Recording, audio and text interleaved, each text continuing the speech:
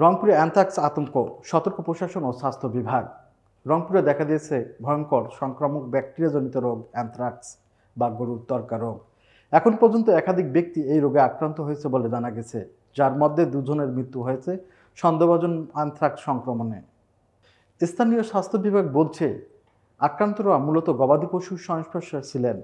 অনেকের পশুর চামড়া ছড়ানো, মাংস কাটা বা দেহাবশেষ নিয়ে কাজ করতেন। তাদের দেহে দেখা দিয়েছে ফোসকা, কালচে দাগ, জ্বর ও ফোলো জাতীয় উপসর্গ।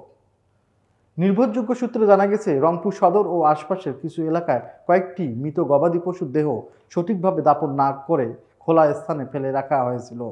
সেখান থেকেই ব্যাকটেরিয়া ছড়িয়ে পড়েছে বলে ধারণা করছেন প্রাণী সম্পদ বিভাগ। অ্যানথ্রাক্স রোগের মূল কারণ ব্যাসিলাস অ্যানথ্রোসিস নামের এক ধরনের ব্যাকটেরিয়া। এই ব্যাকটেরিয়া দীর্ঘদিন মাটির নিচে বা মৃত পশুর দেহে জীবিত থাকতে পারে। সংক্রমিত পশুর দেহে শক্ত চামড়া বা মাংসের সংস্পর্শে এলেই মানুষ আক্রান্ত হতে পারে। চিকিৎসকরা বলছেন, চামড়ার মাধ্যমে সংক্রমিত হলে ত্বকে ছোট দানা পরে কালো দাগ তৈরি হয়।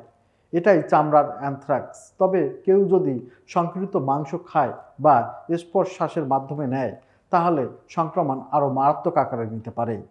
বিশেষজ্ঞদের মতে, সময়মতো সঠিক চিকিৎসা শুরু করা গেলে অ্যানথ্রাক্স সম্পূর্ণ নিরাময়যোগ্য।